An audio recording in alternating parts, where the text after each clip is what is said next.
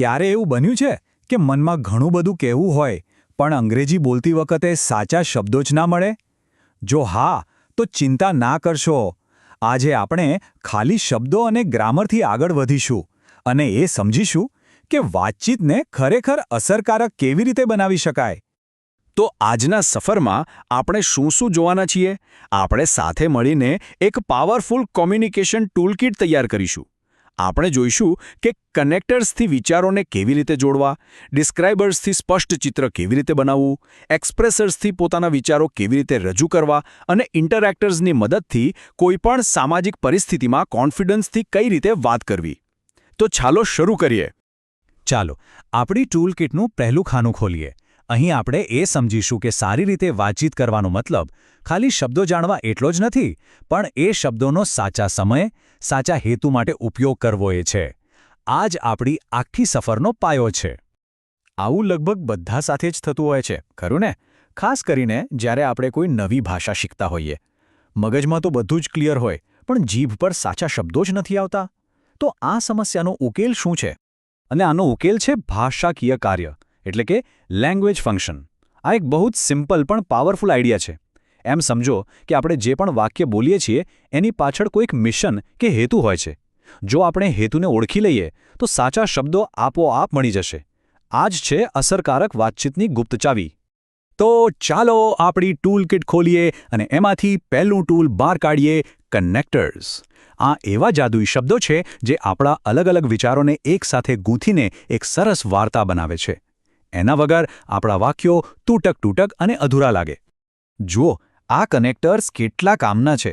જો કોઈને કહેવું હોય કે વરસાદ પડી રહ્યો હતો તેથી હું મોડો પડ્યો, તો અહીં તેથી એટલે કે સો પરિણામ બતાવે છે.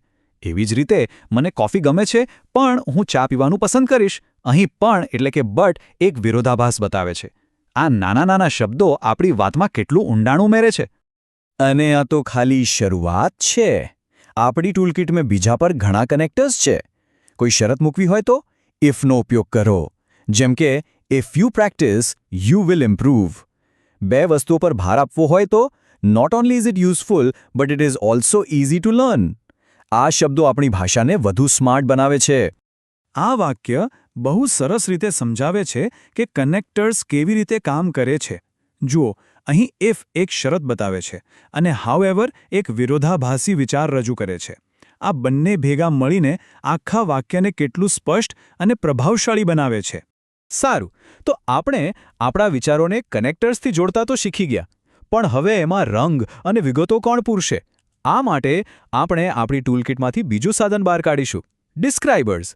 આ એ શબ્દો છે જે આપણી વાતને જીવંત બનાવે છે અને સાંભળનારના મનમાં એકદમ ક્લિયર પિક્ચર ઊભું કરે છે. આ શબ્દો વગર તો વર્ણન સાવ અધૂરું લાગે. કલ્પના કરો કે કોઈ કહે, "the main is my teacher." આ વાક્ય અધૂરું લાગે છે. પણ જો એમ કહેવામાં આવે, "the man who is wearing a blue shirt is my teacher," તો તરત જ બધું સ્પષ્ટ થઈ જાય છે. આવું જ કામ વેર અને વેન જેવા શબ્દો કરે છે. એ આપણી વાતને વધુ ચોક્કસ અને વિગતવાર બનાવે છે. ચાલો, આપણા વર્ણનને હજી થોડું વધુ રસપ્રદ બનાવીએ. કોઈ ક્રિયા કેવી રીતે થઈ રહી છે? He sings like a professional. બે વસ્તુઓની સરખામણી કરવી છે. This phone is better than my old one. આ નાની ડિટેલ્સ જ છે જે એક સારી વાતચીતને બેસ્ટ બનાવે છે. અત્યાર સુધી આપણે વિચારોને જોડતા અને દુનિયાનું વર્ણન કરતા શીખ્યા. પણ વાતચીત ખાલી તથ્યો વિશે જ નથી હોતી, બરાબર ને?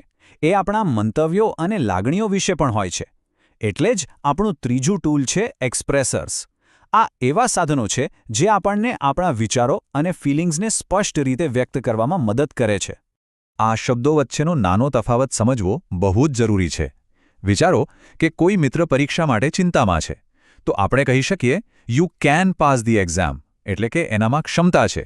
"You might pass if you study," એટલે કે પાસ થવાની સંભાવના છે. "યુ શુડ સ્ટડી મોર," આ એક સલાહ છે. અને "you must study to pass," આ એક ફરજ કે જરૂરિયાત છે. જોયું? પરિસ્થિતિ એક જ છે, પણ અલગ શબ્દોથી આખો અર્થ બદલાઈ જાય છે.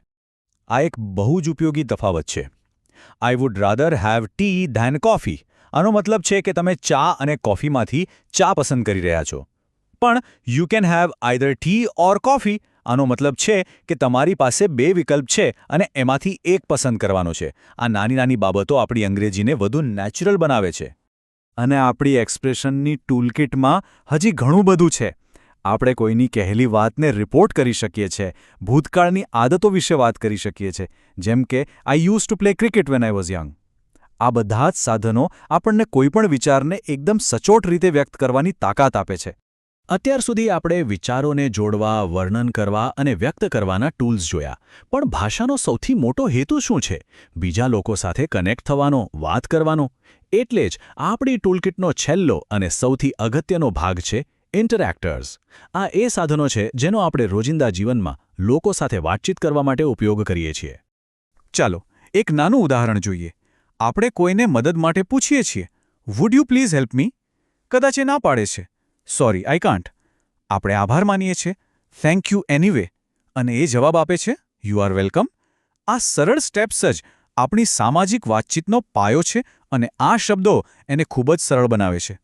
અને હા, વાતચીત ખાલી જવાબ આપવા વિશે નથી. આપણે માહિતી મેળવવા માટે સવાલ પણ પૂછવા પડે છે. Where is the station? અને ક્યારેક કામ કરાવવા માટે સૂચનાઓ પણ આપવી પડે છે. આ બંને પણ ખૂબ જ શક્તિશાળી સોશિયલ ટૂલ્સ છે. તો આપણી આખી કમ્યુનિકેશન ટૂલકિટ હવે તૈયાર છે. ચાલો એક ફાઇનલ નજર કરીએ કે આપણે આ સફરમાં કયા પાવરફુલ ટૂલ્સ ભેગા કર્યા છે અને તે આપણને કેવી રીતે મદદ કરશે. એક વાત હંમેશા યાદ રાખજો. ફ્લુએન્ટ અંગ્રેજી બોલવાનો મતલબ ખાલી ગ્રામરના નિયમો જાણવા એટલો જ નથી. એનો સાચો મતલબ છે કોઈ પણ પરિસ્થિતિમાં યોગ્ય કામ માટે યોગ્ય ટૂલ એટલે કે યોગ્ય લેંગ્વેજ ફંક્શન પસંદ કરવું. સવાલ એ નથી કે શું કહેવું છે. સવાલ એ છે કે મારો હેતુ શું છે અને એને વ્યક્ત કરવાની શ્રેષ્ઠ રીત કઈ છે.